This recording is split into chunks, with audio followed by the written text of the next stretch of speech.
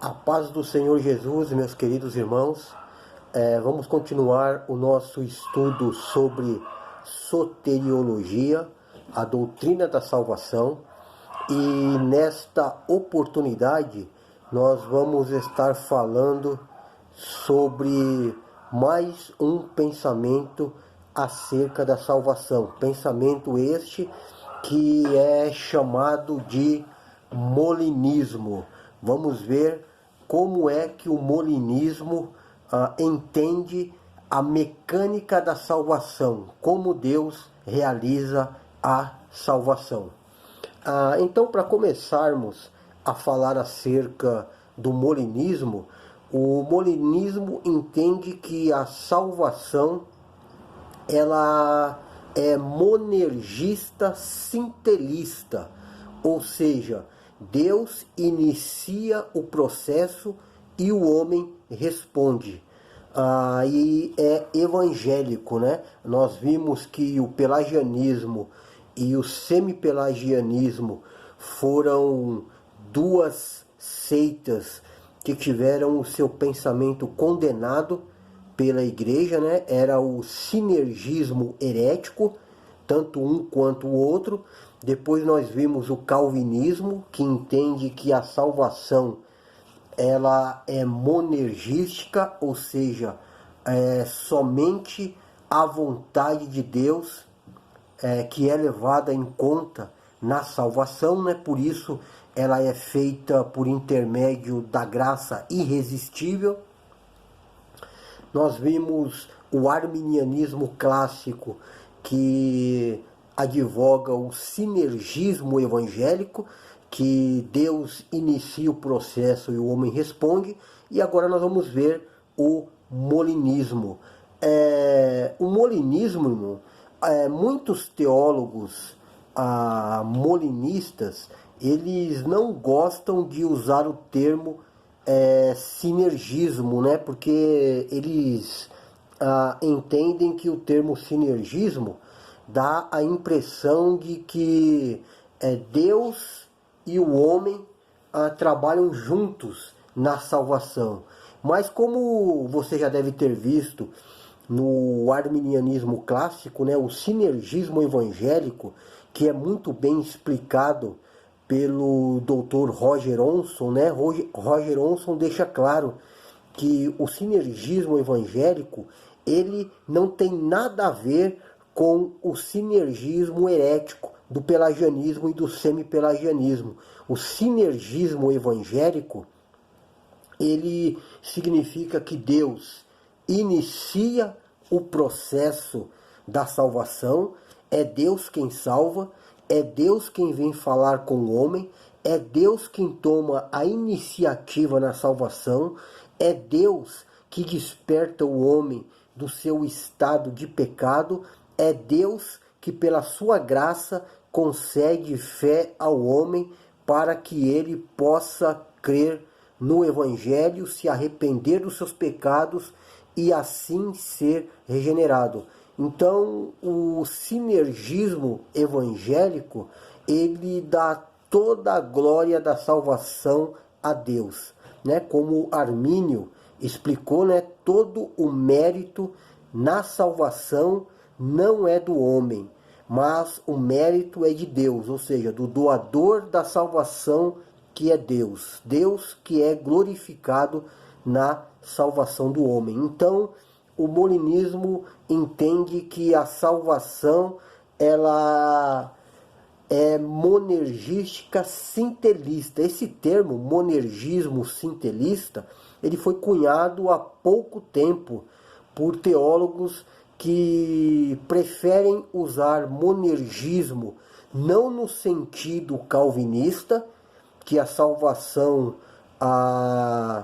é totalmente e somente da vontade de Deus, né? Mas também o monergismo sintelista, ele significa que há uma única energia no processo de salvação, ou seja, é a graça de Deus. O homem, ele só é salvo pela graça de Deus. Há uma única energia, porém, duas vontades ativas, que é a vontade de Deus e a vontade do homem. É verdade que a salvação ela é totalmente uma obra de Deus, mas é Deus que pela sua graça concede fé ao homem e dessa forma coloca o homem em uma posição em que ele pode receber a salvação ou rejeitar a salvação. Então esse é o monergismo sintelista, que é advogado no molinismo, né?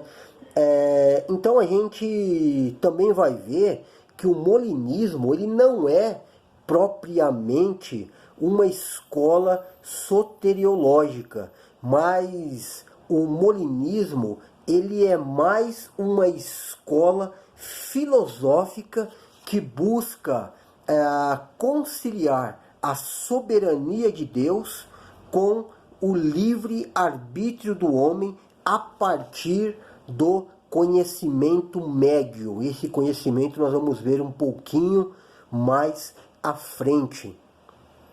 Então o molinismo não é propriamente uma escola soteriológica, mas ele é mais um pensamento filosófico, né? E como nós já vimos anteriormente, em 31 de outubro de 1517, né, oficialmente essa é a data em que Martinho Lutero promove a reforma protestante.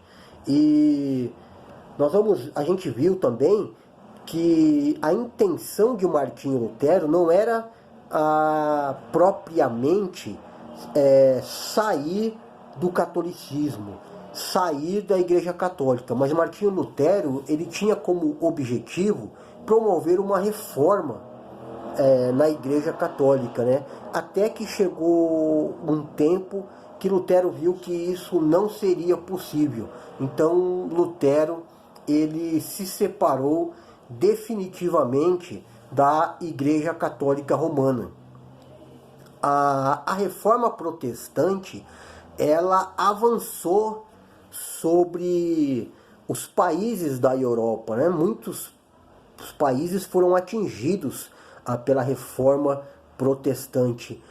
E por conta disso, a Igreja Católica Romana ela lançou um movimento para fazer frente à reforma, para confrontar a Reforma Protestante, e também tinha o objetivo de frear um pouco o avanço da reforma. Esse movimento que a Igreja Católica lançou, ele é chamado de contra-reforma. Contra-reforma. E a gente vai ver também que a Reforma Protestante ela impactou não somente a sociedade, né, à sua volta, mas ela impactou principalmente também a Igreja Católica Romana. E a Igreja Romana ela sentiu também que a Igreja ela precisava de uma reforma, né? Ela precisava de uma reforma no âmbito moral, já que a moralidade ela havia caído muito no seio da igreja, né? No meio da igreja, principalmente entre a liderança da igreja. Mas a igreja ela também precisava de uma reforma teológica. Por isso, os teólogos católicos romanos, eles se debruçaram sobre a Bíblia Sagrada para explicar alguns temas teológicos que ainda não haviam sido muito bem explicados, não haviam sido muito bem delimitados pelos teólogos da igreja, né? Alguns teólogos dentro do catolicismo romano se destacaram, né?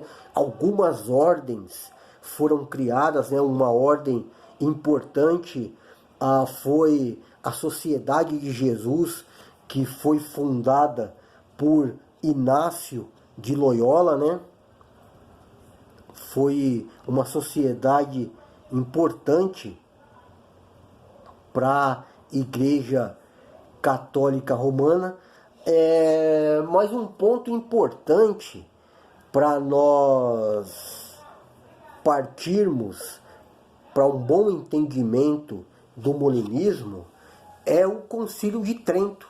O Concílio de Trento, ele foi realizado pela Igreja, buscando estudar temas teológicos importantes, mas o Concílio de Trento também decidiu que a Igreja iria aceitar aqueles livros na Bíblia, conhecidos como livros apócrifos, né? Livros esses que os protestantes eles rejeitaram, né, como inspirados, apesar de os protestantes considerarem esses livros importantes do ponto de vista histórico, do ponto de vista social, né? Esses livros eles eram estudados pelos reformadores, né, sem problema nenhum.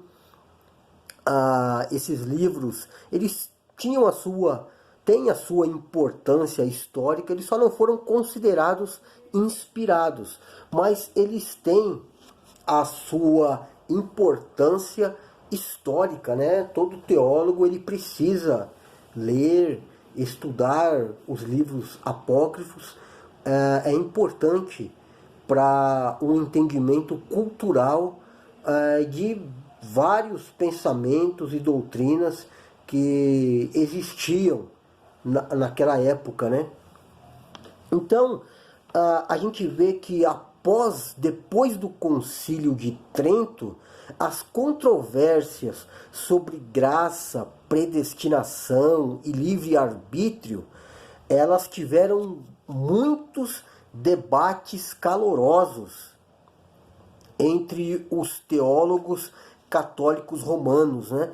Havia uma busca para tentar conciliar a soberania de Deus com o livre-arbítrio humano, buscava-se um entendimento sobre como a graça de Deus ela agia sobre o ser humano. Essa graça, ela é irresistível ou ela é resistível? O ser humano tem ou não tem livre-arbítrio? E como é que a soberania de Deus ela age sobre o livre-arbítrio humano? E durante muitos anos, nessas discussões entre os teólogos católicos romanos, a gente vai perceber que a Igreja Católica Romana ela produziu grandes teólogos, né? Teólogos, filósofos, homens que se debruçaram sobre a Bíblia Sagrada para tentar explicar como se dava essa relação, né, entre o livre-arbítrio, a graça, a predestinação. E entre os teólogos católicos houve muitos debates calorosos, né, tentando entender como se dava essa relação. E entre os grandes teólogos católicos romanos que fizeram parte desse debate, nós podemos citar Pedro de Fonseca, Francisco de Toledo, Francisco Soares, entre tantos outros teólogos importantes que se esforçaram para explicar essa relação.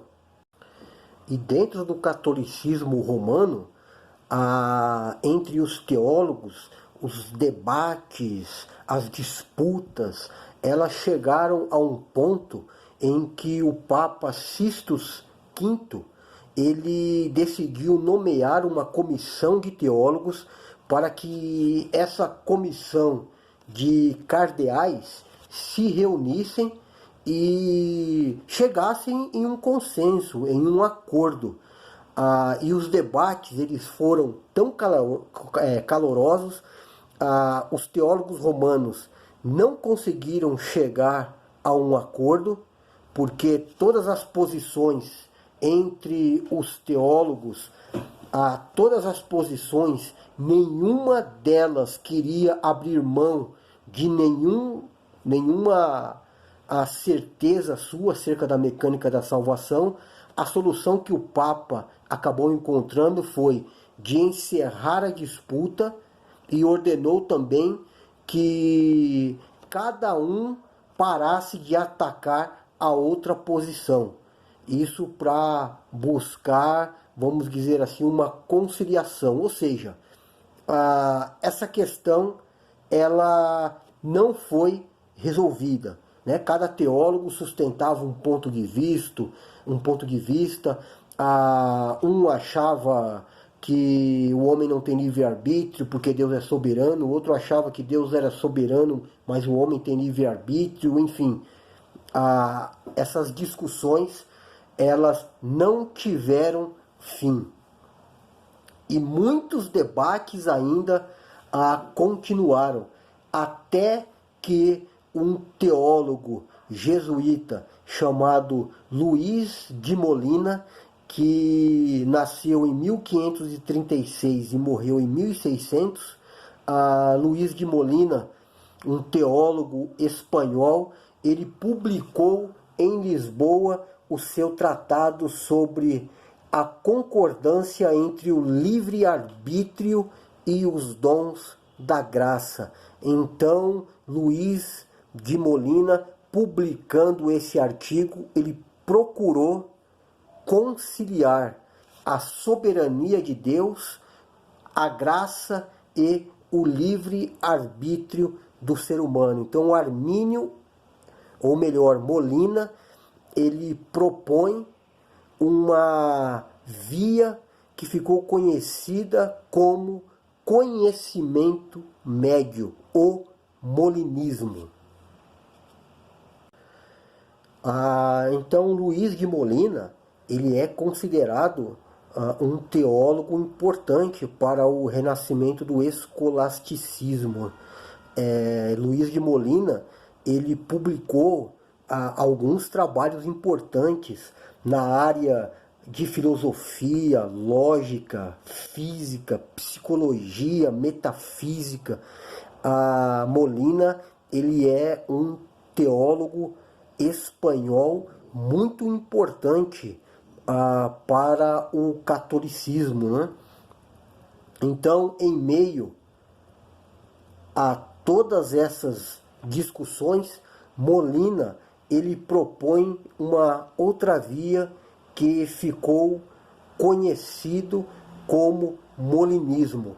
E Luís de Molina, ele tinha também como objetivo, na formulação do seu pensamento, responder aos teólogos protestantes que acusavam o catolicismo de ser pelagiano. Então Molina ele formula o seu pensamento para responder aos protestantes, mas também para conciliar essas questões importantes que a gente viu: a soberania de Deus, a graça